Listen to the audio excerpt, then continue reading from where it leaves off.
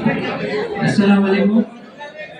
আজকে আমাদের দ্বিবার্ষিক সভা এবং ইফতার মাহফিলের সম্মানিত প্রধান অতিথি গণপতি বাংলা সরকার সিনিয়র সচিব জনাব এবিএম শাহজাহান সাহেব, উপস্থিত আমাদের বিশেষ অতিথি আমাদের ডক্টর জামিরুল আলম, উপস্থিত আমাদের যেমন একটা উপস্থিত আমাদের অধ্যক্ষ সচিব, বিপ্লবী সাধারণ সম্পাদক এবং বিভিন্ন শ্রেণী পেশার আমাদের ঐতিহ্যশালী ব্যক্তিগণ। আমরা চেষ্টা করি কুমিল্লা যুব সমিতি, আমরা কুমিল্লার বিশেষ বিশেষ প্রাইম সমস্যাগুলি নিয়ে আমরা কথা বলার চেষ্টা করেছি।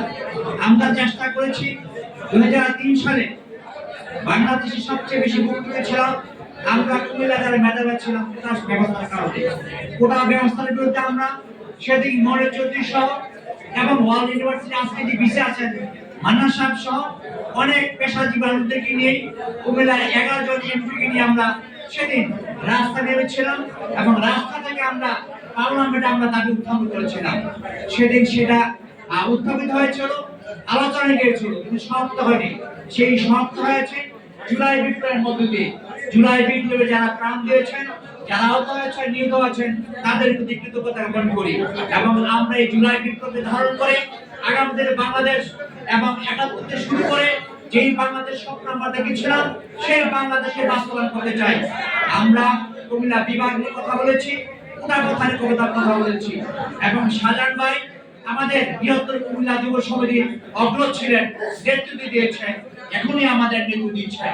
আমরা ভবিষ্যতে আপনাদের পাশে নিয়ে আমরা আমাদের দাবি দাবি নিয়ে কাজ করবো, বেশি করতে পারবো না। এরকম বারবার বছরে একবার মিলন মেলা মিলতে পারবো, যার মধ্যে দিয়ে আমরা আমাদের একে চিনবো, 100 কথা বিজাপ করবো। কবির ভাষা বলতে চাই, মিলে পরে মিলাবো। আমরা সবাই এই মিলন মেলায় বারবার এক হবো। আমরা অনেককে হারিয়েছি, তাদের আত্মার মাগফিরাত কামনা করে সর্বশেষ আমরা যেন আমরা কুমিল্লার পাশে কাজ করতে পারি এবং বিভিন্ন প্রশাসন যারা আছেন তাদের থেকে আমরা সুযোগ সুবিধা জনগণ দিতে পারি, সেই কামনা করতে আশা করে সবার সুস্বাস্থ্য কামনা করে বিদায় নিচ্ছি। আসসালামু আলাইকুম।